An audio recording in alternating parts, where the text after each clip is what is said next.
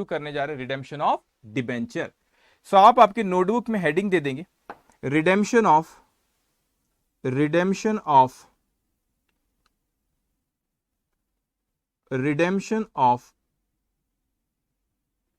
Debenture. सो आप यहां पे हेडिंग दे देंगे रिडेम्पशन ऑफ डिबेंचर। और अभी आपको कुछ लिखना नहीं, आप हर बात को मेरी बहुत ध्यान से अब सुनते जाएंगे। तो न्यू चैप्टर जो हम शुरू करें that is redemption of debenture. Okay, अब ध्यान से सुनेंगे। वैसे तो रिडेम्पशन ऑफ डिबेंचर को डील करता है सेक्शन 71, कंपनीज एक्ट का सेक्शन 71 इसको डील करता है। लेकिन अब आपको लिखना कुछ नहीं बेटा, हर बात को अब आप मेरी बहुत ध्यान से आप सुनते जाएंगे, ठीक है। अब देखेंगे यहाँ पे कि भाई सेम चीज, पहली चीज रिडेम्पशन ऑफ डिबेंचर का मतलब जैसे प्रेफरेंस शेयर्स को वापस लेते थे, कैंसिल करते थे, उसके बदले में अपन पैसे देते थे, वैसे ही यहाँ पे किसको ले रहे, रिडीम कर रहे, हम डिबेंचर को रिडीम कर रहे हैं। तो डिबेंचर को हम लोग को यहाँ पे रिडीम करना है। ओके, सो पहले थोड़ी सी अपन डिस्कस कर ले डिबेंचर और शेयर्स के बारे में। ये रहे हमारे डिबेंचर्स। सो डिबेंचर क्या होते, एक डेप्थ होता है जो कि बोरोविंग होती है बेसिकली, कि आप मार्केट से डिबेंचर्स इश्यू करते और क्या करते, पैसे रेज करते, ठीक है। मगर ये जो बोरोविंग होती है, या कंपनी के पॉइंट ऑफ व्यू से कहोगे बेटा, कंपनी के लिए जो बोरोविंग होती है, कंपनी के पॉइंट ऑफ व्यू से क्या होती है, कंपनी के पॉइंट ऑफ व्यू से ये लाइबिलिटी होती है। और ये कौन सी लाइबिलिटी होती है, ये जनरली लॉन्ग टर्म होती है, तो ये नॉन करंट लाइबिलिटी होती है। ये कौन सी लाइबिलिटी होती है, नॉन करंट लाइबिलिटी। अब आप फर्क समझो बेटा, शेयर्स और डिबेंचर्स में क्या फर्क है। डिबेंचर में आप लोगों को फिक्स परसेंटेज ऑफ इंटरेस्ट देना होता है। शेयर्स के केस में हम लोग क्या देते, शेयर्स के केस में हम लोग देते डिविडेंड। लेकिन यहाँ पे डिबेंचर्स के केस में क्या देना रहता है, हम लोगों को इंटरेस्ट देना होता है। तो यहाँ पे फिक्स परसेंटेज, जैसे मैंने यहाँ पे कहा कि फिक्स परसेंटेज देना है। किसका परसेंटेज देना है, इंटरेस्ट का फिक्स परसेंटेज देना है। और ये जो फिक्स परसेंटेज देना है वो क्या है आपका,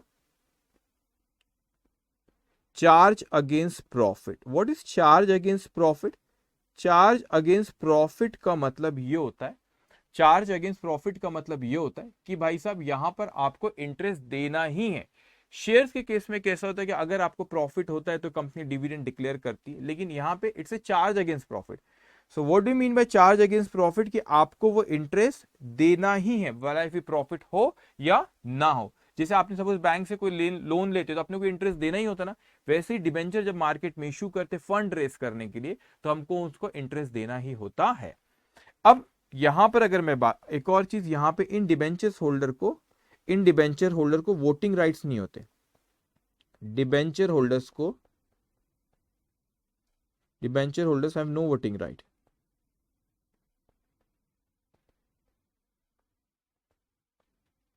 ओके, अब यहां पे हम बात करते हैं सेकेंड, अगर इसकी बात करें, शेयर्स की बात करें, तो जो शेयर्स होल्डर होते, शेयर होल्डर्स जो होते, उन लोगों को क्या होता है, इन लोगों shareholders have voting rights. इन लोगों को वोटिंग राइट्स होते हैं।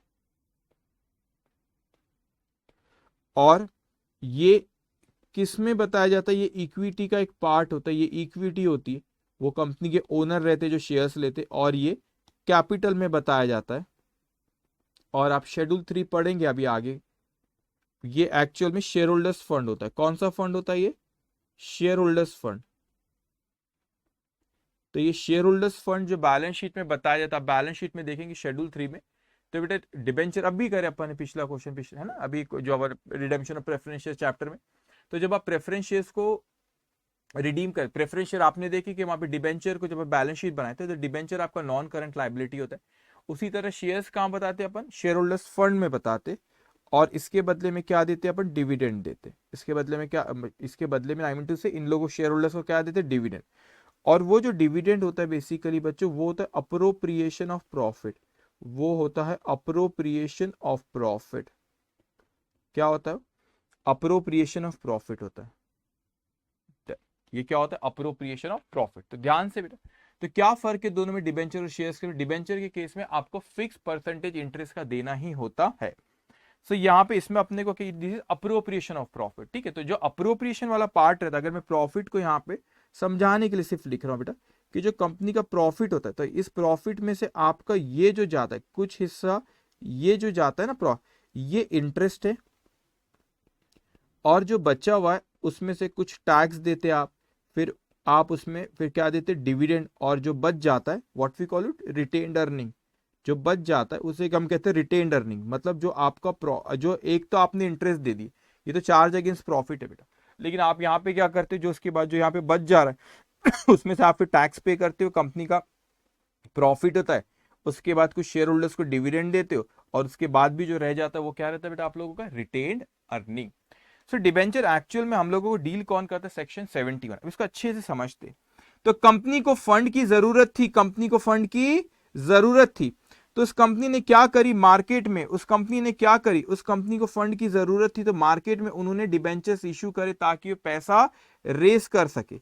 तो यहाँ पे 1 जनवरी 2021 को इन्होंने क्या करे, यहाँ पे issue of debenture, issue of debenture क्या हुआ यहाँ पे, इशू ऑफ डिबेंचर क्या करे इन्होंने मार्केट में डिबेंचर्स को इशू करे, क्यों, इनको पैसों की जरूरत थी। बहुत ध्यान से आप मेरी बात समझना बच्चों, मैं डिबेंचर की एक सिंगल एंट्री पास करूं आपको समझाने के लिए। मैंने कहा वो डिबेंचर की एंट्री जब पास करने लगा, मैंने एंट्री पास किया, पैसा आया bank account debit, bank account debit कितना आया, सपोज 20 था, बैंक अकाउंट डेबिट 20 रुपए।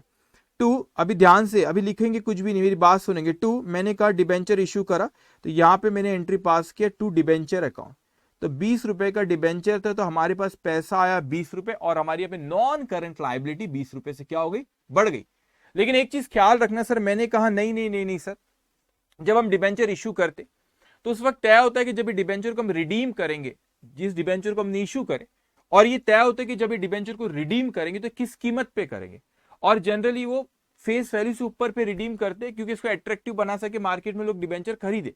तो मैंने कहा सपोज ये 20 रुपए का डिबेंचर था, मैंने कहा जब मैं रिडीम करूंगा, इशू करते वक्त ही बता दिया कि 20 रुपए का डिबेंचर है, और मैंने इशू करते वक्त ही बता दिया कि ये 20 रुपए का डिबेंचर है, और जब मैं रिडीम करूंगा सपोज इसको मैं 22 रुपए में करूंगा, तो रिडीम करते वक्त मैं क्या करूंगा, 2 रुपए ज्यादा दूंगा। अब थोड़ा सा ध्यान से सुनेंगे, तो मैंने यहाँ पे डेबिट में लिखा, यहाँ पे मैंने डेबिट में लिखा लॉस, इसी एंट्री में loss on issue of debenture, loss on issue of debenture account debit 2, और मैंने यहां पे लिखा बच्चों प्रीमियम, प्रीमियम ऑन, एक मिनट, प्रीमियम ऑन रिडेम्पशन।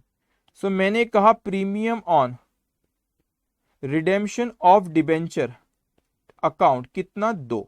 अब इस खेल को समझना बच्चों, इस एंट्री में मैंने loss on issue of debenture debit करा और प्रीमियम रिडेम्पशन ऑफ डिबेंचर 2 से क्रेडिट करा। ये क्या चीज है मेरा लॉ, प्रीमियम और रिडेम्पशन ऑफ डिबेंचर जब मैं रिडीम करूंगा, ये एंट्री कब पास हुई, इशू के वक्त ही हमने बोले कि जब हम रिडीम करेंगे, हम कितने पे रिडीम करेंगे उसको, 2 रुपए ज्यादा पे।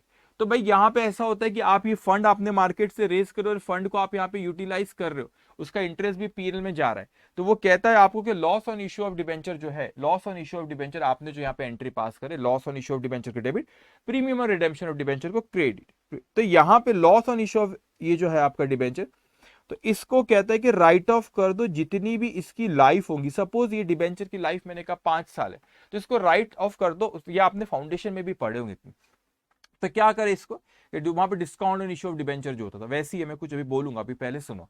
तो राइट ऑफ कर दो इसको, राइट ऑफ करेंगे तो राइट ऑफ करेंगे तो इसको आप खुद सोचो बेटे, ये आपने डेबिट किए बच्चे, यहाँ पे क्या किया आप लोगों ने, डेबिट करे ना उसको, यहाँ पे loss on issue of debenture को डेबिट किया मैंने उस एंट्री में, कंबाइन एंट्री पास किया।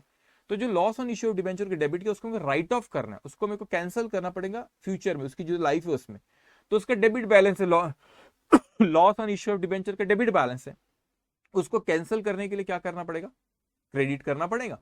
तो आगे मैं एंट्री पास करूंगा, जब मैं इसको राइट ऑफ करूंगा तो profit and loss account debit to loss on issue, profit on loss account debit to loss on issue.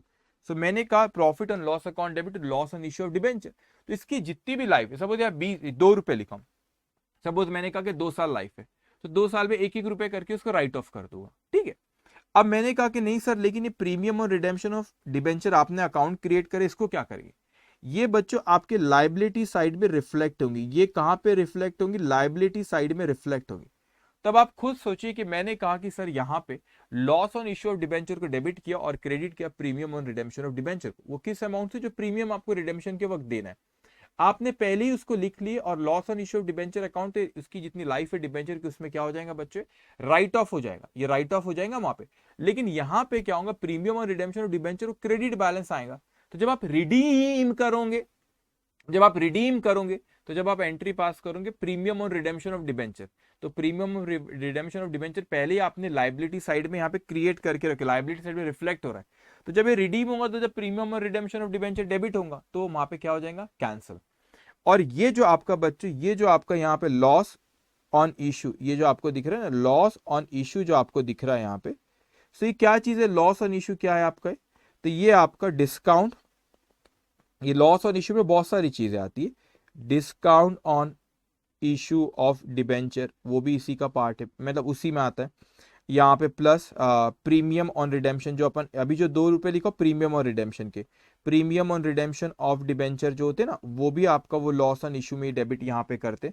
और कुछ आपके कोई एक्चुअल एक्सपेंसेस हुए ना, उस वक्त आपके डिबेंचर से रिलेटेड इशू से कुछ एक्सपेंसेस हुए, तो उसे भी ऐसे डेबिट करते। और क्या करते, ये इसे हम कंबाइन कहते, expenses on issue of debenture, expenses on issue of debenture. और इसको हम क्या करते, जितनी भी डिबेंचर की लाइफ रहती है उसमें क्या करते बच्चों, इसको राइट ऑफ करते हैं। इतनी चीज आपको समझ में आई। तो ठीक है, अब इसके बाद मैंने कहा सर ये तो इशू ऑफ डिबेंचर की बात हुई। मैंने कहा सर, हमने कहा कि नहीं नहीं सर 5 साल बाद हम इसको क्या करेंगे, 5 साल बाद हम इसको क्या करेंगे, राइट ऑफ करेंगे, 5 साल बाद हम इसको रिडीम करेंगे। तो मैंने कहा ये रहा फर्स्ट ईयर, ये रहा सेकेंड ईयर, ये रहा थर्ड ईयर, और ये रहा फोर्थ ईयर, और ये रहा फिफ्थ ईयर। तो ये 5 साल बाद मैं कहता हूं कि यहां पे सपोज 31 दिसंबर 2025, 31 दिसंबर 2025 को हम लोग ने कहे कि यहां पे हम इसको रिडेम्पशन करेंगे। क्या करेंगे, रिडेम्पशन ऑफ डिबेंचर। यहां पे रिडेम्पशन ऑफ क्या होगा बच्चों, डिबेंचर। मैंने कहा ये जो रिडेम्पशन ऑफ डिबेंचर, इसकी एंट्रीज इस सब पे मैं आता हूं, 2 मिनट पेशेंस रखें। हमारा चैप्टर एक्चुअल में ये इश्यू ऑफ डिबेंचर नहीं है, हमारा ये चैप्टर रिडेम्पशन ऑफ डिबेंचर, इस पे मैं आऊंगा, एंट्री सब पे समय है, बहुत डिटेल में बहुत सी बातें करना है मेरे को आपकी। जब आप ये रिडीम करते हो बेटा, तो इसका एक हो सकता है कि आपने जब इशू करे थे, आपने बोले थे कि after a fix number of year, एक minute, after a fixed number of year, after a fix number of years, कि कुछ समय बाद उसको क्या कर लेंगे, हमने सोचे थे कि 5 साल बाद उसको क्या करें, रिडीम करें। After a fix number of, तो बोले थे भाई इतने फिक्स नंबर, इतने समय बाद हम इसको क्या करेंगे, रिडीम। या ऐसा हो सकता है कि आपको बोले at any time after certain number of years, at any time after certain number of years, मतलब क्या हो गया बच्चों यहाँ पे, तो यहाँ पे एट एनी टाइम का मतलब कोई भी समय, कुछ साल बाद कोई भी समय उसको रिडीम कर सकते। पहले वाले पॉइंट में क्या था, after a fix number of years, मतलब 4 साल बाद हम रिडीम कर लेंगे, 5 साल बाद हम रिडीम कर लेंगे। अब नीचे का at any time after certain number of years, मतलब कुछ समय बाद कभी भी हम कर सकते, ठीक है, रिडीम।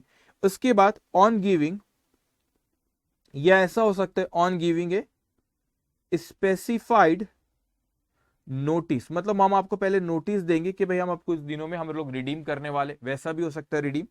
या ऐसा हो सकता है कि एनुअल ड्राइंग्स का मतलब होता है कि एनुअली कुछ लोगों को हम ड्रॉ करेंगे, और ड्रॉ में जिनका नाम आएगा उनको एनुअली डिसाइड करेंगे, इतने रिडीम करेंगे, ड्रॉ कर लेंगे, और ड्रॉ में जिनका नाम आएगा उनके क्या करेंगे, उनको रिडीम कर लेंगे। या एक हो सकता है बेटा परचेज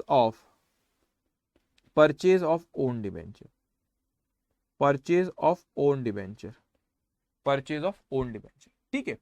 अब यहाँ पे हो गया, ये हो गया एक तरीका हो गया परचेज ऑफ ओन डिबेंचर, मतलब आप जब रिडीम कर रहे हो तो इन तरीके से रिडीम हो सकते हैं, ठीक है। तो ये एक हो सकता है भाई हमने बोले फिक्स नंबर ऑफ ईयर से बाद में हम रिडीम करेंगे, फिर यह बोले कि कुछ समय साल बाद, लेकिन साल बाद हम कभी भी नोटिस दे सकते हैं, फिर यह बोलेंगे हम कभी भी आपको नोटिस देंगे, स्पेसिफाइड नोटिस रहेगा, कुछ समय देंगे, लेकिन हम बोलेंगे इतने दिनों में हम उसको रिडीम कर रहे हैं। या एनुअल ड्रॉइंग हर साल विड्रॉ करके ड्रॉ निकालेंगे, जिसका नाम आया वो डिबेंचर रिडीम कर लेंगे। या purchase of own debenture, market से अपने डिबेंचर खुद खरीद के कैंसिल करेंगे।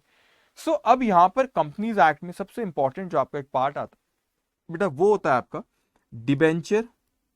डिबेंचर से रिलेटेड जो इंपॉर्टेंट पार्ट है डिबेंचर रिडेम्पशन। मैं एंट्रीज इस सब पे बात पे आऊंगा, पहले मैं कंसेप्ट की बात करूं। डिबेंचर रिडेम्पशन रिजर्व अकाउंट करके एक होता है। अब मैं सोचने लगा सर ये डिबेंचर रिडेम्पशन रिजर्व अकाउंट जो मैं कह रहा हूँ ये क्या चीज है डिबेंचर रिडेम्पशन रिजर्व अकाउंट, इस पे अपने को यहाँ पे डिस्कशन करना है। कंपनीज एक्ट कहती है, अब ध्यान से सुनेंगे बच्चों, मैंने कहा कि ये कोई, अच्छा पहली चीज ये अपन क्यों ये होता है, क्यों आप ये यहाँ पे क्यों ऐसा होता है कि डिबेंचर रिडेम्पशन रिजर्व एक अकाउंट है, वो कंपनीज एक्ट कहती है कि वो आप क्रिएट करो। मैं आपको लॉजिक बताता हूँ क्यों डिबेंचर रिडेम्पशन रिजर्व अकाउंट आपको क्रिएट करना होता है। मैंने कहा बच्चों कि ये कंपनी की बैलेंस शीट है, कोई भी कंपनी उसकी सपोज ये बैलेंस शीट है। अब ये कंपनी की बैलेंस शीट है यहाँ पे, और ये कंपनी की बैलेंस शीट में लायबिलिटी साइड में यहाँ पे रिजर्व एंड सरप्लस में एक आप लोगों का सपोज जनरल रिजर्व है, जगह कम है तो ऐसे लिख रहे हो, जनरल रिजर्व है 5 लाख रुपए का। फिर मैंने कहा यहाँ पे, और इस कंपनी ने डिबेंचर्स जो इशू कर रखी वो 10 लाख रुपए के। अब क्या हुआ, ये डिबेंचर होल्डर है, ये डिबेंचर होल्डर है, ये डिबेंचर होल्डर है। वो डिबेंचर होल्डर कहता है कि सर सर सर डिबेंचर आप हमने इशू तो करे, आपने मार्केट में इशू तो करे डिबेंचर होल्डर से। वो कहता है कि आपने मार्केट में क्या करे बच्चों, डिबेंचर इशू तो करे, वो कहता है मार्केट में, लेकिन वो कहता है मुझसे कि नहीं सर ये डिबेंचर जब आप रिडीम करोगे मुझे रिस्क है मैं आपके कंपनी के डिबेंचर्स क्यों लूं। वो क्या कहता है कि मुझे रिस्क है कि मैं आपके कंपनी के डिबेंचर क्यों लूं। मैंने कहा क्या रिस्क है भाई साहब, तुमको क्यों कहते हो कि मैं आपके कंपनी के डिबेंचर क्यों लूं, क्यों रिस्क है। वो कहता है कि नहीं नहीं नहीं, कभी जब कंपनी यहाँ पे आगे चल के जब आप रिडीम करोगे, क्या कहा उसने कहा कि आगे चल के जब आप इसको डिबेंचर्स को रिडीम करोगे तो डिबेंचर रिडीम करते वक्त ऐसा ना हो कि आपके पास पैसा ना रहे। मतलब कैसी बातें कर रहे हो, हाँ हाँ बोले सर मुझे डाउट है आप पे पैसा ना रहे। तो इनके प्रोटेक्शन के लिए दौड़े इनके प्रोटेक्शन के लिए, ये डिबेंचर होल्डर के प्रोटेक्शन के लिए सेक्शन 71 आ गया, section 71 of companies act, section 71 of companies act 2013 picture में आता है, और वो कहता है कि सुनो सुनो सुनो एक अकाउंट क्रिएट करो। मैंने कहा कैसे अकाउंट, उन्होंने कहा उस अकाउंट का नाम है डीआरआर। मतलब डीआरआर ये कैसा है नाम है, तो बोले अरे भाई साहब debenture redemption reserve account, debenture redemption reserve account, उसका नाम क्या है, इसका नाम क्या है डीआरआर का, डीआरआर का नाम है बेटा डिबेंचर रिडेम्पशन रिजर्व अकाउंट। तो सेक्शन 71 आया और वो मेरे को कहता है, चिल्लाने लगा कि बोले डीआरआर बनाओ डीआरआर बनाओ, and it can not be utilised for any other purpose. मैंने कहा ये क्या बात कर रहे हो, कोई और पर्पस के लिए आप उसको यूज नहीं कर सकते।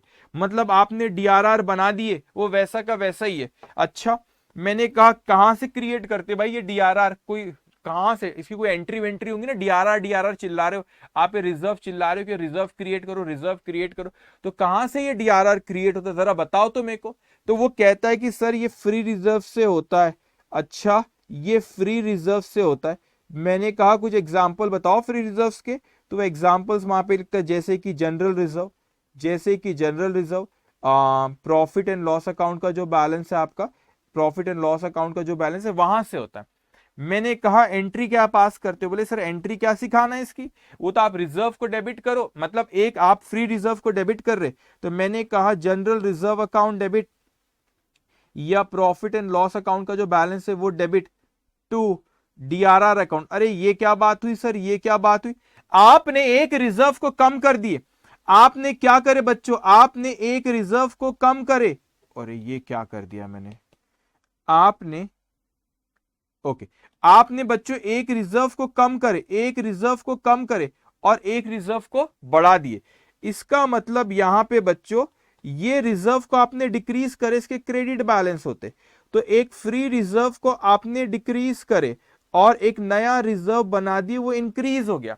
तो मैंने कहा बच्चों एक फ्री रिजर्व डिक्रीज हो गया और एक नया रिजर्व आ गया। अच्छा अच्छा तो इसका फर्क क्या पड़ा, इतना शोर क्यों बना मचा है, कंपनीज एक्ट कह रही है सेक्शन 71 आ गया, बोले सुनो सुनो सुनो मैं उनकी प्रोटेक्शन कर रहा, मैंने बाबा क्या हो गया इससे, मैं लॉजिक बताता हूं इससे क्या हुआ।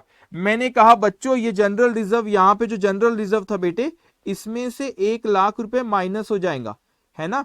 अब वो अमाउंट पे बाद में बात करें, किस अमाउंट से होता है उस पर बाद में बात करें, अभी सिर्फ ऐसे ही कहा 1 लाख रुपए, यहाँ पे फेस वैल्यू ऐसा नहीं है, कुछ और इसमें बाद में बात करेंगे। तो मैंने कहा कि 1 लाख रुपए से मेरा जनरल रिजर्व क्या हो गया बच्चों, जनरल रिजर्व 1 लाख रुपए से कम हो गया, और यहां पर एक नया अकाउंट आ गया, उस अकाउंट का नाम है डीआरआर, और डिबेंचर रिडेम्पशन रिजर्व हो गया 1 लाख। सर क्या फर्क पड़ गया, पहले आपका एक ही रिजर्व था 5 लाख रुपए का, अब क्या हुआ, 5 लाख रुपए का रिजर्व कम हो गया, 1 लाख पर आ गया, और या सॉरी 1 लाख से कम हुए 4 लाख पर आ गया, और ये 1 लाख, तो 4 और 1 अभी भी तो 5 है, तो पहले भी 5 था अभी भी 5 था, ऐसा क्या कर लिया वो 71 सेक्शन आया, उसने ऐसा क्या प्रोटेक्शन कर लिया डिबेंचर होल्डर्स का। मैंने कहा भाई साहब इसका लॉजिक तो अब समझना मेरी बात, मैं क्या कह रहा हूं बेटा, इसका जो लॉजिक है कि कैसे उसने प्रोटेक्शन किया, ये आपको कहीं नहीं मिलेगा, जो अभी मैं पॉइंट कर रहा हूं, कोई भी बुक उठाओ कहीं पर भी पढ़ लो, डीआरआर बनाने सब बोलेंगे, क्यों बनाने बोल रहा हूं मैं आपको बता रहा हूं, अभी क्यों बनाने बोल रहा हूं, लॉजिक कहीं नहीं मिलेगा, आप ध्यान से सुनेंगे बच्चों, डीआरआर इसलिए बनाने बोला, अब लॉजिक सोचना, इसकी चिंता थी डिबेंचर, अभी ये शोर नहीं मचा सकता, अरे वो ऊपर वाले वो अपने रिडेम्पशन और प्रेफरेंस शेयर में देख दे, अरे मेरे से पहले ऊपर वाले को दे रहे हो, वो प्रेफरेंस शेयर को पहले पैसा दे रहे हो, कल तो कंपनी लिक्विडेट हो गई तो मेरे पास नहीं रहेगा, तो वो सीआरआर वाला पॉइंट आया था, कैपिटल रिडेम्पशन रिजर्व, सीआरआर वाला पॉइंट आया था कि भाई साहब सीआरआर क्रिएट कर दो, वो कैपिटल का रिप्लेसमेंट कैपिटल होगा, इसको बोलेंगे चुप बैठ तू, अभी फिर रो रहा है, उस चैप्टर में भी रो रहा था, अब यहां पर आया दूसरा चैप्टर चेंज करे, लेकिन उसने अपना रोना नहीं कम किया, अभी यहां कोई और वजह से रो रहा है, मतलब क्यों रो रहा है भाई, वहां पे redemption of preference share chapter में रो रहा था बेटा, okay, redemption of preference shares में ये रो रहा था, यहां पे क्या क्यों रो रहा था, वहां पर ये रो रहा था कि मैं वो जो उनको पहले पैसा दे दे रहे प्रेफरेंस शेयर होल्डर को, कल तो कंपनी लिक्विडेट हुई तो मेरा क्या होगा, वहां पे रोया, चैप्टर चेंज हुआ तो भी रो रहा, अब क्यों रो रहा, बोले नहीं नहीं जब कंपनी जब आप डिबेंचर रिडीम करोगे उस वक्त पैसा कम गया, तो मैंने यार अजीब रोता है, मैंने फिर कंपनी देखो इनका कुछ हद तक, पूरा तो नहीं, कुछ हद तक हम आपकी प्रोटेक्शन, हम आपको एक अश्योरेंस दे रहे, बोले कैसा अश्योरेंस दे रहे, अब लॉजिक समझना डीआरआर का, कैसा अश्योरेंस दे रहे, हमने बोले देखो भाई साहब हम डीआरआर अकाउंट एक क्रिएट करते जो रिस्ट्रिक्टेड है, यहां पे ऊपर लिखा मैं ना, it can not be utilise for any other purpose, वो एज इट इज रहेगा डीआरआर, बाद में रिडेम्पशन के बाद उसको कैंसिल करेंगे, लेकिन वो बात की बात है, अभी सुनो डीआरआर से क्या फायदा हुआ, अब डीआरआर हमने क्रिएट कर दी, हमने बोले ठीक है एंट्री पास कर दी, general reserve account debit to DRR, मैंने बोला क्यों कैसे प्रोटेक्शन, अब लॉजिक समझा, मैंने कहा एक फ्री रिजर्व को कम किया मैंने, यस सर फ्री रिजर्व को कम किया, अब फ्री रिजर्व कम हुआ तो, और एक फ्री रिजर्व कम हो गया और एक दूसरा रिजर्व क्रिएट हो गया डीआरआर, तो मैं जब डिविडेंड की पेमेंट करूंगा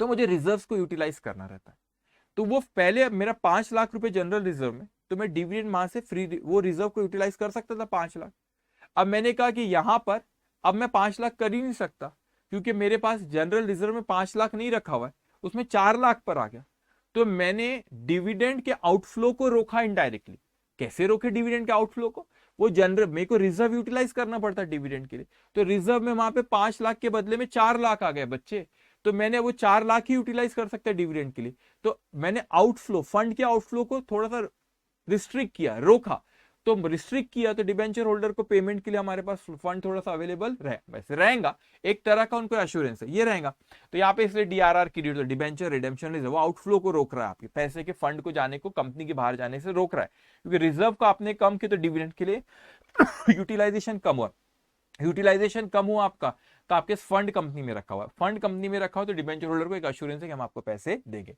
तो ये ऐसा इसका साइकिल है पूरा, ऐसा इसका लॉजिक है, तो that's why they created DRR account. अभी बहुत सी बातें करना है, अभी तो मेरा सेशन आज के सेशन में मेरी थ्योरी भी कंप्लीट नहीं हुई, थ्योरी मेरे को बहुत बोलना है आपको, हर बात एक छोटे छोटे कंसेप्ट उसको लॉजिक बताते जाना बेटा, ओके, तो इसलिए हम लोग डीआरआर क्रिएट करते हैं, लेकिन डीआरआर ऐसा नहीं है सीआरआर की तरह कि फेस वैल्यू पे करते, या कुछ और अमाउंट पे, उस पर अपन बात करेंगे आगे। अब मैंने पहले बोला कि ये अपने को क्यों करे, अब हमारा डिस्कशन हो रहा है, अब हमारा डिस्कशन हो रहा है यहाँ पे व्हेन, अब क्यों करे, अब यहाँ पे पहले वाई करे थे अपने व्हेन, कहां, एक सेकेंड, अब इसको समझना बेटा अच्छे से समझेंगे, मैंने कहा कि मैंने प्रेफरेंस डिबेंचर्स यहां पर हमने इश्यू करे, और यहां पे बात चल रही रिडेम्पशन की, अब समझना बच्चों, ये मैंने एंट्री तो पास कर दिया जनरल रिजर्व अकाउंट, अभी और एंट्रीज बोलूंगा, अभी ध्यान से सुनो, general reserve account debited to, मैंने एंट्री पास किया बच्चों general reserve account debited to DRR account, ठीक है, सो मैंने यहां पे करा एक रिडेम्पशन ऑफ प्रेफरेंस शेयर्स आपको पढ़ाया था पिछला चैप्टर ही, तो प्रेफरेंस शेयर्स आपने यहाँ पे इश्यू करे थे, और इसको यहाँ पे रिडेम्पशन के वक्त, यहाँ पे रिडेम्पशन के वक्त ये प्रेफरेंस शेयर्स आपने इश्यू करे थे, और रिडेम्पशन के वक्त आप लोग क्या कहते थे कि रिडेम्पशन के पहले सीआरआर क्रिएट हो जाना चाहिए, यही पढ़े अपन ने, अब क्योंकि वही है रिडेम्पशन करते वक्त उसको बोल दिए कैपिटल का रिप्लेसमेंट कैपिटल कर दिया, चुप बैठ तू, अब उसके बाद डिबेंचर होल्डर यहां पर भी रो रहा है, तो जब आप डिबेंचर यहाँ पे इश्यू आपने करे, डिबेंचर आपने इश्यू करे, तो जो आपका डीआरआर होता है वो इसी वक्त यहाँ पे क्रिएट होता है। कभी क्वेश्चन में अगर आपको नहीं दिया कि डीआरआर ऐसा, यहाँ पे जब आप रिडेम्पशन करते हो तो उसके पहले डीआर या यहाँ पे करो, ये इसकी लाइफ में थोड़ा थोड़ा थोड़ा थोड़ा यहाँ पे आप इसको डीआरआर क्रिएट करते जाओ, free reserve account debit to DRR,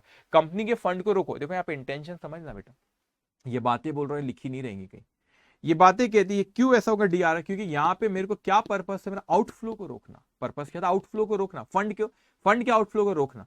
तो तुम रोको ना, यहीं से रोको ना भाई साहब, यहां से रोके, या तो एक साथ नहीं दिया क्वेश्चन तो थोड़ा थोड़ा थोड़ा थोड़ा हर साल करते रहो। और या सीआरआर में फंड के आउटफ्लो को रोकना पर्पस नहीं था, यहां पर था कैपिटल का रिप्लेसमेंट कैपिटल कर दो आप। तो यहां पर इसलिए सीआरआर यहाँ क्रिएट होता है, यहाँ पे डीआरआर यहाँ होता है। एंट्री वो होती थी वहां पे फ्री रिजर्व से, यहाँ पर भी एंट्री फ्री रिजर्व से, वहां पे मगर सीआरआर क्रिएट होता है, यहाँ पे क्या क्रिएट होता है बेटा, डीआरआर आपका क्रिएट होता है। अब यहाँ पे ये डिस्कशन आता है सर कैसे, आपने सिखाया क्यों, फिर मैंने आपको सिखाया कब, अब मैं आपको सिखा रहा हूं कैसे। ओके, क्यों, कब और कैसे, इस चीज को समझो। अब कैसे, तो मैं कहता हूं कि सर इसकी एंट्री, वैसे मैंने आपको ऊपर में बताया, इसकी एंट्री क्या पास करते बेटा अपन, free reserve account debit. So आप कहते जनरल रिजर्व अकाउंट डेबिट, उसके बाद प्रॉफिट एंड लॉस अकाउंट या debit to debenture redemption reserve account, debenture redemption reserve account. अब ध्यान से, अब एंट्रीज में थोड़ी बहुत कहता हूं, उसका लॉजिक भी यहां पे समझते जाना। मैंने कहा सर ये कंपनी है हमारी, ये कंपनी है हमारी, ये हमारी कंपनी की बैलेंस शीट है। मैंने क्या कहा, ये हमारी कंपनी और इस कंपनी की हमारी क्या है, बैलेंस शीट है। अब इस बैलेंस शीट में बच्चों मैंने यहां पे मेरे डिबेंचर्स है 10 लाख रुपए के, डिबेंचर्स कितने इश्यू करे, 10 लाख रुपए के। लेकिन कंपनीज एक्ट ने मुझको कहा कि क्या क्रिएट करो, डीआरआर। कितने से करना बाद में हम चर्चा करेंगे, अभी बात चल रही कि मैंने क्या क्रिएट किया बच्चों, यहाँ पर मैंने क्रिएट कर डीआरआर। तो यहां पर एक मेरा डीआरआर आया, सपोज ये डीआरआर आया 1 लाख रुपए का। बच्चों ये डीआरआर आया कैसे, सो मैंने एंट्री पास किया। पहले तो ये सबसे पहले तो क्या होगा, यहाँ पे एक एक करके करते बन। सबसे पहले फर्स्ट एंट्री तो आपने डिबेंचर इश्यू करे उसकी, तो मैं सिंगल एंट्री पास कर रहा हूं अभी। Bank account debit 10 lakh to bank account debit 10 lakh to debenture account, to debenture account 10 lakh. Okay, so bank account debit 10 lakh to debenture account 10 lakh, इसको ख्याल से। अब मैं कहता हूं कि यहाँ पे मैंने एंट्री पास किया, bank account debit 10 lakh to debenture account, debenture को इशू किया। सबसे पहली एंट्री बेटा डिबेंचर को इशू किया। उसके बाद कहा कि मैंने डीआरआर क्रिएट किया, तो सेकंड नंबर पे मैंने डीआरआर क्रिएट किया। सो जनरल रिजर्व या पीएनएल अकाउंट डेबिट, जैसे ऊपर में लिखा PNL account debit to DRR. तो मैंने पहले डिबेंचर इशू किया, उसके बाद क्या क्रिएट किया बेटा, डीआरआर क्रिएट किया। अब क्या होगा कि मैंने यहाँ पे थर्ड स्टेप, अब इन डिबेंचर्स को मैं क्या करूंगा, इन डिबेंचर्स को आगे चल के रिडीम होंगे नहीं होंगे, सो रिडेम्पशन होगा आगे चल के। तो ये रिडेम्पशन के वक्त मेरा थर्ड पॉइंट यहाँ पे आ रहा है, थर्ड एंट्री मैंने ये पास किया बच्चों, डिबेंचर रिडीम करूंगा, डिक्रीज इन लायबिलिटी डेबिट। तो मैंने कहा यहाँ पे डिबेंचर अकाउंट डेबिट।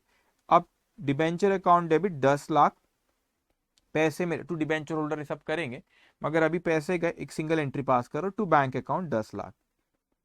अब ये जैसे ही हुआ मेरा डिबेंचर, मैंने डिबेंचर को रिडीम करा। सबसे पहले डिबेंचर क्या हो बच्चों, यहाँ पे जो डिबेंचर इश्यू हुए थे, और इश्यू हुए बाद आपने क्या करे, यहाँ पे डिबेंचर क्या हुए थे आपके, यहाँ पे डिबेंचर आपने इश्यू करे, फिर यहाँ पे डीआरआर क्रिएट हुआ, फिर आपका रिडेम्पशन हुआ। और जैसे ही रिडेम्पशन हुआ, रिडेम्पशन के बाद बच्चों आफ्टर रिडेम्पशन क्या होता है, आप लोगों को जो डीआरआर का बैलेंस है, यहाँ पे लिख देता हूं मैं, आफ्टर रिडेम्पशन के बाद, आफ्टर रिडेम्पशन के बाद, आफ्टर रिडेम्पशन क्या करेंगे, ये जो आपका इसका जो बैलेंस है आफ्टर रिडेम्पशन क्या होगा, आपका जो डीआरआर में balance, that again transfer to general reserve. तो आप यहां पर एंट्री पास करते हो, DRR account debit to general reserve account, DRR account debit to general reserve account. कितना अमाउंट आएगा, जो जितना भी आपका डीआरआर में बैलेंस रखा हुआ है, कितना रखा हुआ, 1 लाख रुपए। तो आपने वापस इसको जनरल रिजर्व में ट्रांसफर करे।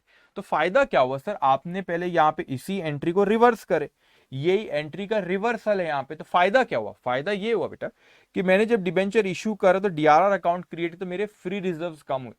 फ्री रिजर्व्स कम हुए तो मैंने वहां पे वो मैं डिविडेंड उतना नहीं दे पाता कि उतने से कम हो गया फ्री रिजर्व। तो कंपनी का आउटफ्लो रुका तो फंड कंपनी के पास रखा, तो डिबेंचर होल्डर को मतलब डिविडेंड को पेमेंट देने में कुछ रिस्ट्रिक्शंस यहाँ पे, मतलब आउटफ्लो में कुछ ब्रेक आया, इसलिए हमने डीआरआर क्रिएट करे। अब ये सामने क्वेश्चन आता है सर कि क्या ये डीआरआर अकाउंट है, ये एक ही तरह की प्रोटेक्शन कंपनीज एक्ट देता है क्या, इसके अलावा कंपनीज एक्ट और कुछ भी सजेस्ट करता है? इनफैक्ट इसके कुछ रूल्स है, वहां पे हमने सीआरआर में देखे थे सब करो फेस वैल्यू पे कंपनी, लेकिन ऐसा नहीं, यहाँ पे हर कंपनी को डीआरआर क्रिएट करने की जरूरत नहीं है। कुछ ही कंपनीज को उसने कहा है कि डीआरआर क्रिएट करना है, वो मैं आपको अभी बताऊंगा कि कौन कौन सी कंपनीज को यहाँ पे डीआरआर क्रिएट करना है। तो उस पर हम बात करेंगे कौन कौन सी कंपनी को डीआरआर क्रिएट करना। लेकिन इसके अलावा वो एक तरह का सपोर्ट करता है, एक और एक तरह का अश्योरेंस देने की कोशिश करता है डिबेंचर होल्डर्स को। डीआरआर के अलावा एक और तरह का अश्योरेंस देने की कोशिश करता है डिबेंचर होल्डर को, वो है एक इन्वेस्टमेंट के थ्रू। वो कहता है, कंपनीज एक्ट कहता है कि आप डिबेंचर रिडेम्पशन रिजर्व, पहली चीज सबको क्रिएट नहीं करना, कुछ कंपनीज को, वो कौन सी कुछ कंपनीज है मैं अभी आपसे बात करूंगा। लेकिन इसके अलावा एक और तरह का प्रोटेक्शन वो डिबेंचर होल्डर्स को देना चाहता है, that is in the form of investment. तो कंपनीज एक्ट कंपनीज को कहता है कि आप इसके साथ साथ, सब कंपनीज को नहीं, कुछ कंपनीज को, कौन सी कंपनीज में अभी आपसे बात करूंगा, तो कुछ कंपनीज को कहते हैं कि आप लोग बाहर कुछ, उसने स्पेसिफाइड कुछ इन्वेस्टमेंट्स बताए, वहां पर इन्वेस्ट करो। अब कितना करो उस पर मैं अभी डिस्कशन करूंगा, डीआरआर कितने से क्रिएट करना है, किसको करना है, वो अपन बात करेंगे। लेकिन एक प्रोटेक्शन हो कि डिबेंचर रिडेम्पशन रिजर्व उसने क्रिएट करने लगवाया, और दूसरा प्रोटेक्शन वो जो कह रहा है, दूसरा protection that is debenture redemption reserve investment. In other word investment एक करने बोल रहा है कंपनीज को। तो ये जो कंपनी है उसको दूसरा प्रोटेक्शन वो ये कह रहा है डिबेंचर होल्डर्स को देने के लिए, डिबेंचर होल्डर्स को दूसरा प्रोटेक्शन वो कह रहे हैं कि आप क्या करो यहाँ पे, आप यहाँ पे इन्वेस्टमेंट करने पर है। तो इन कंपनीज को कहता है कि आप कुछ इन्वेस्टमेंट करो और ये इन्वेस्टमेंट होल्ड करके रखोगे। तो जब आप डिबेंचर रिडीम करोगे उस वक्त आपको फंड की जरूरत पड़ेगी। तो जब आपको क्या करी फंड की जरूरत पड़ेगी, तो जब आपको फंड की जरूरत वहां पर पड़ेगी, तो फंड की जरूरत जब पड़ेगी तो फंड, तो आप इन इन्वेस्टमेंट को बेचना और ये पैसा जो आएगा वो डिबेंचर होल्डर को पेमेंट देने में आपको मदद करेगा। मतलब दो तरह की बातें कंपनीज एक्ट कर रहा है। एक तो डीआरआर क्रिएट करने बोल रहा है बेटा, that is debenture redemption reserve. और दूसरा जो चीज आपको क्रिएट करने बोल रहा, क्या चीज क्रिएट करने बोल रहा है आपको, दूसरा दैट दूसरा आपको कह रहा है, वो कह रहा है कि आप कुछ इन्वेस्टमेंट, एक्चुअल इन्वेस्टमेंट करो बाहर, और वो इन्वेस्टमेंट को होल्ड करके रखो। जब आपको डिबेंचर रिडीम करना रहेगा, उन इन्वेस्टमेंट को बेचना और आपके फंड आएगा, और वो फंड आपकी मदद करेगा डिबेंचर होल्डर्स को पेमेंट देने के लिए। अब डिबेंचर होल्डर को हम इतना एश्योरेंस दे सकते हैं, बस इतना कंपनी नहीं बोला। अब आप बोलेंगे सर इतना ही क्यों, और दो। अरे और दो क्या, मेरे घर की कंपनी तो नहीं है ना वो, क्योंकि पूरा कंपनीज एक्ट ने जो बोला अपने को उतना उनको एश्योरेंस दे देना। ठीक है, तो ये इसका लॉजिक हुआ। अब हम बात करते हैं कि सर क्या ये जो इन्वेस्टमेंट की बात कर रहा है कि आप एक्चुअल में कंपनी को कह रहे हैं कि इन्वेस्टमेंट बाहर करो, या वो कहता है, कंपनी को कहता है कि आप इस वहां पे इन्वेस्टमेंट बाहर करो और ये डीआरआर क्रिएट करो, तो ये क्या हर कंपनी के लिए है कि नहीं? हर कंपनी के लिए नहीं। अब मैं आपको सिंप्लीफाई करने के लिए मैं एक टेबल बना के देता हूँ बेटा, आप ऐसे पढ़ोगे तो आपको समझ में नहीं आएगा, तो मैं एक टेबल बनाता हूँ। इस टेबल में आपको टेबल बना के देता हूँ तो आपको आसानी से आपको समझे। तो मैं यहाँ पे लिखता हूँ डीआरआर, एक minute, DRR and DRRI। What is DRRI? Debenture redemption reserve investment account. तो ये क्या है बच्चों, यहाँ पे ये ऊपर है DRR। What is DRRI? Debenture redemption reserve investment, वो एक्चुअल इन्वेस्टमेंट है, उसको नाम दिए debenture redemption reserve investment account. Okay. हाँ देखो, एक स्टूडेंट कहता है कि सर पता कैसे चलेगा कि कौन सी कंपनी डीआरआर बनाएंगी या कौन सी कंपनी इन्वेस्ट करेंगी? मैं वही तो बता रहा हूँ, रुकते नहीं ना। मैंने क्या बोला बेटा कि मैं टेबल बना रहा हूँ, टेबल में आपको बताता हूँ कि कौन सी कंपनी को इन्वेस्टमेंट करना है, कौन सी कंपनी डीआरआर क्रिएट करेंगी, वही बता रहा हूँ। सबको नहीं पता कैसे चलेगा, क्वेश्चन में बताएंगा ना कौन सी कंपनी है, वो कौन सी कंपनी क्वेश्चन में बताएगा, उसके हिसाब से अपन देखेंगे उसको बनाना है कि नहीं बनाना, अपने को डिसाइड करना पड़ेगा क्वेश्चन पढ़ के। ठीक है, अब यहाँ पे ध्यान दो बेटे। अब मैंने कहा कि सबसे पहले यहां पे कौन, क्वेश्चन में दिया रहेगा ना कौन सी कंपनी, उसके हिसाब से अपन डिसाइड करेंगे। तो यहां पे मैं पहले लिखता हूं, ओके, एक सेकेंड, ओके, ठीक है। यहां पे ये टेबल मैं बना रहा हूं, अभी सुनो, लिखना कुछ भी मत, लिखना कुछ भी मत। ये DRR, what is DRR? Debenture redemption reserve. Reserve कितने से बनाना है? ये हो गया आपका debenture redemption reserve investment account. ये क्या हो गया आपका? Debenture redemption reserve investment account. तो यहां पे एक है आपका डीआरआर, किसको बनाना वो उसका कॉलम, और डीआरआरआई। अभी मैं एक एक करके लिखते जा रहा हूं। सबसे पहले मैं लिखता हूं, वो कहता है हमको companies act, all India financial institution, all India financial institutions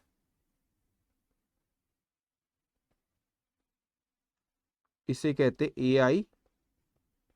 AIFI, regulated by RBI, और बैंकिंग कंपनीज को भी यही पॉइंट है, banking companies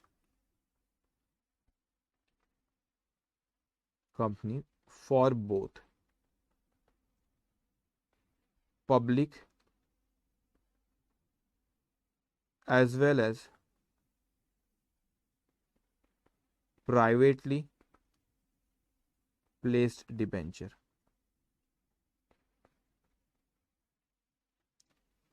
privately place debenture. अब ध्यान से आप मेरी बात सुनेंगे बच्चों। सो मैंने आपसे कहा कि पहला पॉइंट वो कहता है कि किसको, यहां पे ध्यान से सुनेंगे।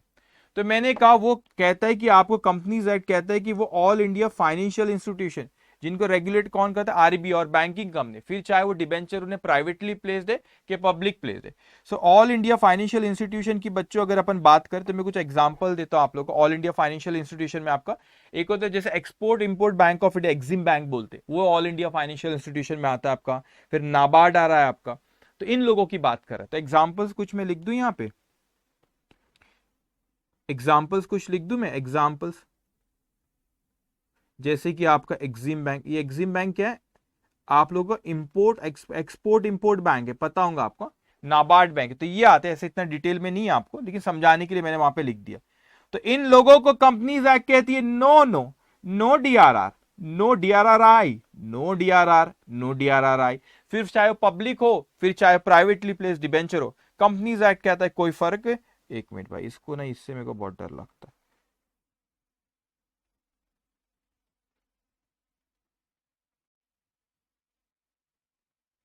ओके ठीक है। अब वो कहता है आपने इससे कहा कि उसने यहां पे कुछ भी इनको कोई डीआरआर डीआरआरआई बनाने की जरूरत नहीं है, मतलब भरोसे के लोग हैं यार, ये एक्सिम बैंक नाबार्ड लोग भरोसे के लोग हैं, तो कोई यहां पे कोई चिंता की बात नहीं है। वो कहता है दूसरा, other financial institution, other financial institution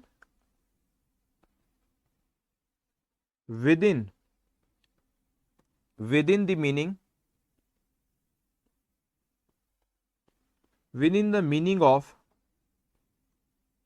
clause 72 of section 2 of the Companies Act, companies act 2013। ठीक है, बहुत सिंपल, इतना डिटेल में नहीं रहेगा, लेकिन मेरा काम है बताना, मैं बता रहा हूं आपको, क्वेश्चन बहुत आसानी से होंगे।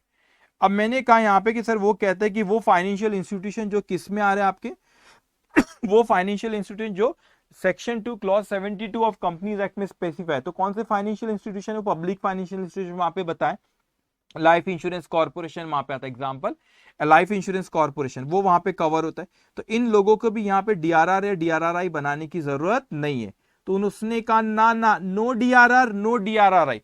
अरे बोले सर सभी को मना कर दे रहे तो बनाएगा कौन, अरे ये क्या बात हुई, सबको मना कर दे रहे हो, फिर डिबेंचर होल्डर तो नाराज होगा ना। मैंने होने दो, अपने को क्या करना है। फिर यहां कहते फॉर लिस्टेड कंपनीज, ये क्या बात हुई सर, अरे रुको तो, फॉर लिस्टेड कंपनी ब्रैकेट में लिख दिया उसने अदर देन AIFI, वो AIFI वो ऑल इंडिया फाइनेंशियल इंस्टीट्यूशन जो पॉइंट नंबर 1 में आया, एंड बैंकिंग कंपनीज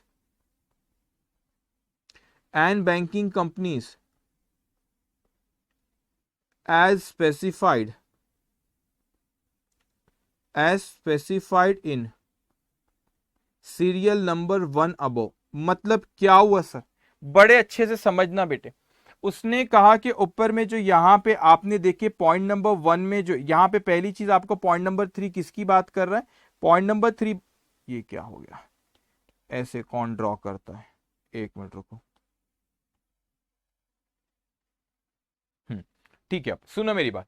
मैंने कहा सर वो कहता है कि यहां पे यहाँ पे जो लिस्टेड कंपनी ना अदर देन, कौन सी लिस्टेड कंपनी जो पॉइंट नंबर 1 में अगर आई है, ऑल इंडिया फाइनेंशियल इंस्टीट्यूशन या बैंकिंग कंपनी, उनके अलावा बात कर रहा है, उनके अलावा बात कर रहा है कोई लिस्टेड कंपनी उनको, तो कौन सी उसने यहाँ पे स्पेसिफाई किया अलग अलग। ए पॉइंट वो कहता है all listed non banking financial company and housing finance company.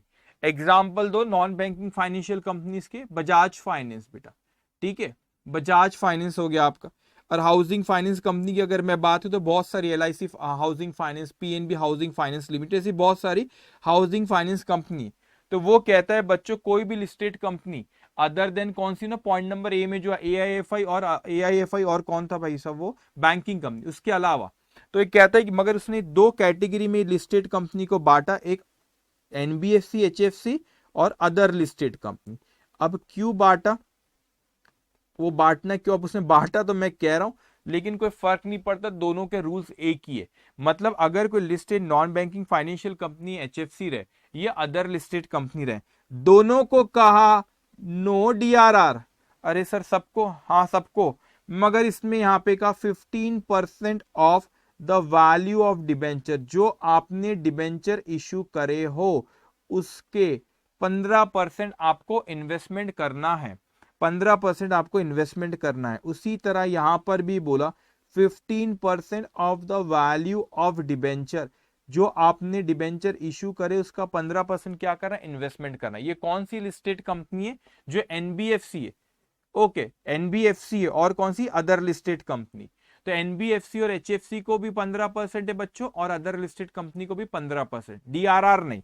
ये क्या चल रहा है सर, ये तो बड़ा एंजॉय हो रहा है। एक और पॉइंट है, फोर्थ पॉइंट, अभी लिस्टेड कंपनियों के फोर्थ पॉइंट में मैं आता हूं, unlisted company. For unlisted company, for unlisted companies other than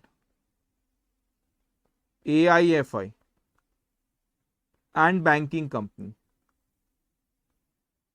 ठीक है, वो जो आपको स्पेसिफाइड करा है ना पॉइंट नंबर 1 में, as specified in serial number 1, ठीक है, जो पॉइंट नंबर 1 में बेटा। तो यहां पे चर्चा चल रही अनलिस्टेड कंपनी की, पॉइंट नंबर 3 में किसकी बात चल रही, लिस्टेड की। ओके, एक स्टूडेंट कहता है किसी को नहीं बनाना, अरे ऐसा मत बोलो, ऐसा मत बोलो। यहां पे इसने फिर दो कैटेगरी में बांटा, all listed, not listed, unlisted आएगा यहां पे, all unlisted, all unlisted non banking financial company and housing finance company, और दूसरी कैटेगरी अदर अनलिस्टेड कंपनी, दूसरी कैटेगरी अदर अनलिस्टेड कंपनी। तो दूसरी कैटेगरी में कौन आ गया बच्चों, अदर अनलिस्टेड कंपनी आ गया। ओके हाँ हाँ, वो फेस वैल्यू का लेना, जो डिबेंचर आपके रहता है डिबेंचर की वैल्यू का, जो फेस वैल्यू का बेटा, ठीक है, डिबेंचर तो उतने पे रिकॉर्ड होते हैं ना। अब सुनो सुनो मेरी बात सुनो, यहाँ पे वो कहता है कि सर अनलिस्टेड कंपनी, तो यहाँ पे उसने दो कैटेगरी में फिर से बांटा, unlisted NBFC and HFC and other unlisted company. तो यहां पर उसने बोला नो नो, ये क्या खेल चल रहा है सर, हाँ मैं क्या करूं, कंपनीज एक्ट जैसा बोला वैसा बोल रहा हूं, किसी को नहीं, नहीं नहीं, यहां पर उसने बोला, अब यहां पे उसने बोला कि यही हुआ 15% of the value of, 15% of the value of debenture बच्चों। अरे सर तो क्या DRR तो हमारा खत्म होने पे आ रहा है, तो यहाँ पे DRR का आखिरी पॉइंट है, यहाँ पे अभी तो DRR में तो सब में नो लिखे आपने, तो नो नो नो नो कर रहे हो यहाँ पे। अब इसको भी क्या नो है कि, अरे मैंने कहा नहीं बच्चों, इसको 10% यहाँ पे बोला, 10% of the value of debenture issued, जो आपने डिबेंचर इशू करे उसके कितने परसेंट बोला, 10%। अब इस खेल को समझना, मेरे लिए तो ये इंपॉर्टेंट पॉइंट हो गया ना बच्चों, मेरे लिए तो ये इंपॉर्टेंट पॉइंट हो गया DRR का, बाकी तो किसी को नहीं बनाना है। तो इसमें भाई साहब आता कौन है, इतना शोर है कौन, ये स्पेशल लोग, अब समझते बेटा। अब आप समझ लो इसमें कौन कौन नहीं आता, अपन वो बात कर लेते, जो जो इसमें नहीं आता उसके अलावा सब आएंगे, ऐसे कौन कौन नहीं आता। तो मैं यहाँ पे लिखता हूं अदर देन, मैंने क्या लिखा बच्चों, अदर देन, इसमें कौन नहीं आता, इसमें कौन नहीं आता, पहला ऑल इंडिया फाइनेंशियल इंस्टीट्यूशन आता है इसमें बेटे, नहीं आता ना, अपन ने पहले वाला पॉइंट देखे, वो तो पहले वहां पे स्पेसिफिकली बोला। Other than AIFI and banking company, तो इसमें AIFI नहीं, ठीक है। और इसमें कौन है, बैंकिंग कंपनीज भी इसमें नहीं।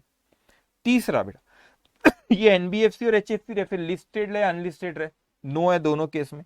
तो ये आपका NBFC को भी नहीं बनाना है और HFC को भी नहीं बनाना है, मतलब इन चारों को नहीं बनाना है, नहीं बनाना है DRR। एक मिनट,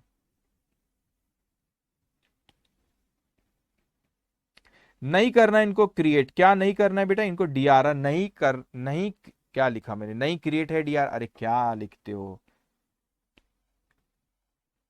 ओके, नहीं क्रिएट करना है DRR। तो इन लोगों को DRR क्रिएट नहीं करना। इसके अलावा क्वेश्चन में बेटा कोई भी कंपनी आपको दे दिया तो जनरली क्वेश्चन पता है वो कैसे बोलते हैं आप लोगों को वो क्वेश्चन वो AIFI में आ गया हुआ एग्जिम में, क्वेश्चन में सिर्फ आपको सीधा बोलता है, क्वेश्चन में पता है कैसा बोलता है, सो एंड सो कंपनी, ठीक है ना, ABC and company limited bracket में लिख देता, other than AIFI banking company, non banking financial company and HFC, ऐसा क्वेश्चन में लिख देता है, नहीं क्रिएट करना है DRR, ठीक है, ऐसा क्वेश्चन में लिख देता है बेटे वो। तो वहां पे ब्रैकेट में क्वेश्चन में ऐसा लिख देगा, नहीं क्रिएट करना है DRR, ऐसा नहीं लिखता ब्रैकेट में, वो ब्रैकेट में लिखता है other than AIFI banking NBFC और HFC, ऐसा ब्रैकेट में लिख देता वो क्वेश्चन में। तो जब ऐसा ब्रैकेट में लिख देता कंपनी के नाम के बाजू, तो समझ जाओ कि अपने को DRR या 10% इन्वेस्टमेंट 15% से क्रिएट करना है। समझा मैंने क्या बोला आप लोग, अरे समझा नहीं समझा बोलो, ठीक है। कोई तो मिला DRR वाला, जब से मिल ही नहीं रहे थे DRR वाले अपने को। ओके बच्चों, समझ में आया, यही कर रहे हो, समझा नहीं समझा, अरे बोलो,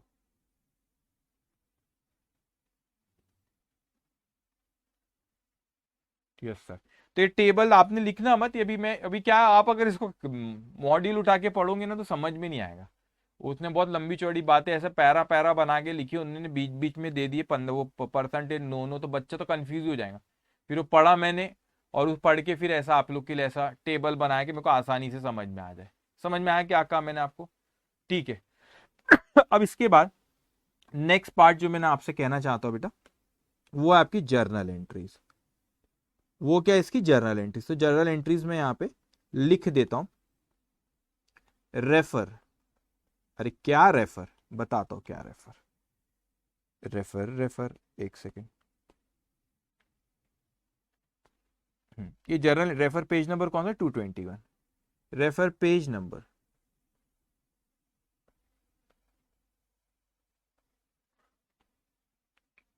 221। ओके, अब मैं यहाँ पे जर्नल एंट्रीज भी आपको सिखा देता हूँ, उसके बाद फिर मुझे आपको कुछ और भी पढ़ाना है, लेकिन लगता है शायद आज के लिए समय नहीं मिलेगा, ठीक है। अब देखो एनीवेज, खुश हो गए ना तुम लोग, नहीं अभी इंटर के बच्चे हो आप लोग, अभी मैच्योर हो गए आप लोग, है ना, अभी तुम अच्छे नंबर वंबर से पास होना है तुम लोगों को, ठीक है। पेपर सब देते हो नहीं देते हो आप लोग, पेपर्स में शेयर करता हूँ, तो पेपर सब देते हो नहीं देते हो, अच्छे से पढ़ाई लिखाई करो, ठीक है, अच्छे से पास होना है, और फिर ज्यादा नहीं है बेटा मेहनत, अभी और 6 महीने की, अभी ग्रुप 1 अपना खत्म होगा 1 सवा महीने में, उसके बाद अपने को क्या रहेगा, अपना ग्रुप 2 शुरू होगा, और वो चलेंगे 2.5 1 महीने कुछ, फिर उसके बाद सेल्फ स्टडी आप 3 महीने करोगे, तो 3 और यहाँ पे 2 महीने, 7 से 8 महीने, 7 महीने अपने पास, सिर्फ 7 महीने अपने को देते हैं सर, सारे दिए सर, वेरी गुड बेटा, 7 महीने की मेहनत है, फिर तो सोचो क्या लाइफ रहेंगी तुम्हारी, बोथ ग्रुप निकल जाओगे, रैंक वैंक आ गया अपना, क्योंकि बोथ ग्रुप निकल गए, अच्छे परसेंटेज आए बेटा, बड़ी बड़ी फॉर्म में आप आर्टिकलशिप करना शुरू कर दोगे, पैसे कमाना शुरू कर दोगे, फिर 7 महीने की बात, 7 महीने इतनी मेहनत कर लो कि सब भूल जाओ, और 7 महीने जम के मेहनत करो, उसके बाद तो फिर तुम्हारे अलग ही है।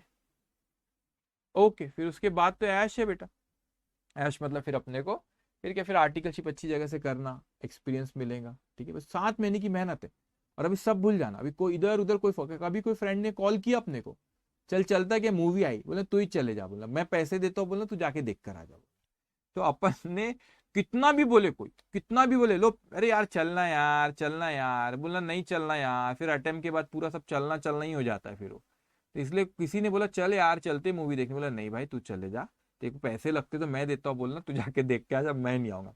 कोई रिलेटिव ने बोला ऐसा क्या पढ़ रहे हो, ऐसा क्या पढ़ रहे हो तुम लोग, इतना क्या पढ़ते हो सीए वाले, हाँ तुम लोग ऐसे, तुम इतना दिखा दिवाली में भी नहीं छुट्टी लेते, कोई फेस्टिवल में भी नहीं लेते, हाँ पढ़ाई करते रहते हो तुम लोग, इतनी घर से ही नहीं निकलते, पागल है, हाँ बोलना पागल हूँ मैं, पागल ही हूँ बोलना मैं। ठीक है, तो उनको कोई बोला आजा आजा, एक हफ्ते की अभी ये शादी है कोई कजिन की, आजा आजा, बोले शादी एक बार ही होती है, अरे मैं कहाँ बोल रहा हूँ कि 2 बार, एक ही बार शादी होती, मगर बोलना भाई मैं फिर कभी मिल लूंगा, कोई पार्टी फिर कभी आ जाऊंगा, एक बार ये मैंने सीए इंटर के एग्जाम दे दिया, फिर मैं आता हूँ, फिर मैं खूब हर हर फंक्शन में मैं आऊंगा। किसी ने बोला आजा आजा बहुत पढ़ता है, पागल है, बोलना हाँ मैं तो पागल ही बोलना, चुपचाप अपनी पढ़ाई पे ध्यान देना, कोई पार्टीज नहीं, कोई शादियां नहीं, कोई सेलिब्रेशन नहीं, फिर कैसी जिंदगी, बस ऐसी जिंदगी, सीए करने आ गए, फंस गए तुम लोग, तुम्हारे पास कोई ऑप्शन नहीं है, बस ऐसे ही जीना है बेटा। और देखो मैं इसलिए भी फोर्स करता हूँ, इसलिए देखो सबका माइंड अलग होता है, कोई ऐसे बच्चे होते जो शार्प होते, वो ये सब के साथ साथ भी पढ़ाई मैनेज कर लेते, लेकिन ज्यादा क्राउड ऐसा नहीं होता अपने सीए में, इसलिए मैं कहता हूँ कि उस चीज को अवॉइड ही करना बेटा। हाँ सर में घर में 5 शादी, ओके, खुद के घर में शादी है तो फिर क्या करो, ऊपर के रूम में रूम लॉक करो और पढ़ाई करो वहां पे बेटा, लेकिन नहीं अवॉइड करो ये सब चीजें, ठीक है, ऐसा नहीं कह रहा कि वो चीजों से दूर भागो एंड ऑल, उसका भी एक वक्त आएगा। अब आप सोचो जब एक बार अपना ये हो जाएगा, क्या हो जाएगा, अभी मैं एंट्री से बोल रहा हूँ, एक बार बोला, एक बार सीए हो गए तो फिर अगले 40 50 60 साल ऊपर वाले लंबी उम्र दे तुमको, इंजॉय करो ना, हर फेस्टिवल को, हर शादी में जाना, एक शादी नहीं छोड़ना सीए हुए बाद, हर शादी में जाना, बढ़िया फ्लाइट फ्लाइट से जाना, अच्छे अच्छे गिफ्ट देना, पैसा भी कमाओगे तुम, अच्छे अच्छे गिफ्ट देना, और एक शादी एक फेस्टिवल नहीं छोड़ना, खूब इंजॉय करना बेटा। मगर अभी समय अपना किस है, सिर्फ पढ़ाई, पढ़ाई पे फोकस रहो, इस पे रहो, और उसके बाद बहुत मजे, उसके बाद मजे ही मजे, फिर क्या फिर, ओके चलो ठीक है। अभी मैं बोलो दूसरों की शादियों में नहीं जाना, अपनी शादी की तो फिक्र ही मत करना, अभी उसको बहुत टाइम है अभी अपने को, ठीक है, चलो आ जाओ।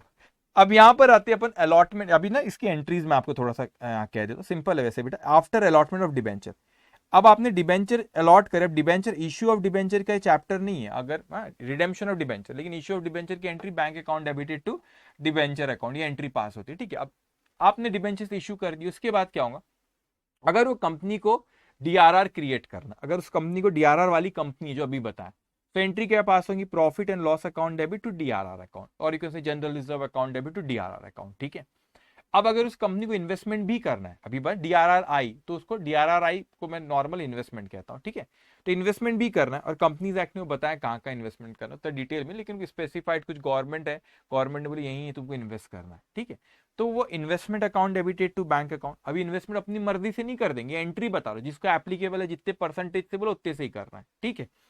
उसके बाद यहाँ पे वो इन्वेस्टमेंट पे क्या मिलेगा, इंटरेस्ट मिलेगा बच्चों, so bank account debit to interest account, अब नंबर लंबा चौड़ा से नाम दे दिया, interest on debenture redemption reserve investment account, क्योंकि अकाउंटिंग का पर्पस होता है कि हमको ज्यादा इन्फॉर्मेशन मिले, तो ठीक है भाई इतना लंबा नाम हो गया ना इन्फॉर्मेशन के चक्कर में, तो डीआरआरआई पे क्या मिला, इंटरेस्ट मिला, तो anyways bank account debited to interest account.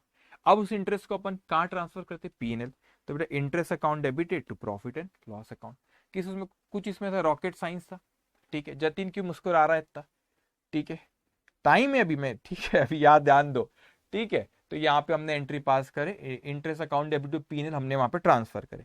अब रिडेम्पशन के बाद क्या होगा, at the time of redemption, at the time of redemption क्या होगा कि आप लोग ने, अगर आपको इन्वेस्टमेंट बेचना रहेगा, जो आपने इन्वेस्टमेंट किए, वो इन्वेस्टमेंट करने का पर्पज ही ये था बेटा कि हम क्या, वो इन्वेस्टमेंट करने का पर्पज ही ये था कि हम लोग जब रिडीम करेंगे डिबेंचर उस वक्त हम क्या करेंगे, बेच देंगे उसको, तो आपने इन्वेस्टमेंट बेचे बेटा, तो इन्वेस्टमेंट बेचे तो पैसा आया आपके पास, तो आपने एंट्री पास की bank account debited to investment account, ठीक है, प्रॉफिट हो तो that will transfer to PNL.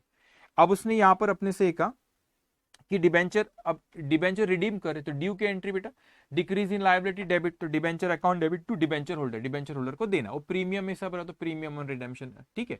अब यहाँ पे debenture account debit to debenture holder, अब डिबेंचर होल्डर को पेमेंट देंगे तो debenture holder account debited to bank account, very simple. DRR का जो बैलेंस था फिर उसको कहाँ ट्रांसफर करना पड़ता, जनरल रिजर्व में, तो डीआरआर का क्रेडिट बैलेंस था तो DRR account debited to general reserve account, खत्म, बस इतनी सी एंट्री है इसकी, ठीक है। आज हमने ये जो भी डिस्कशन करे अपन सिर्फ रिडेम्पशन ऑफ डिबेंचर का, जो आपका कंसेप्ट पे भी बात हो रही थोड़ी थोड़ी, अभी कुछ और कंसेप्ट के बारे में बात करना है, वो मैं कल आप लोगों से डिस्कस करूंगा, और फिर कल हम रिडेम्पशन ऑफ डिबेंचर पे क्या करेंगे, क्वेश्चन शुरू करेंगे। तो आज का सेशन यहाँ पे खत्म होता है। Take care, bye bye.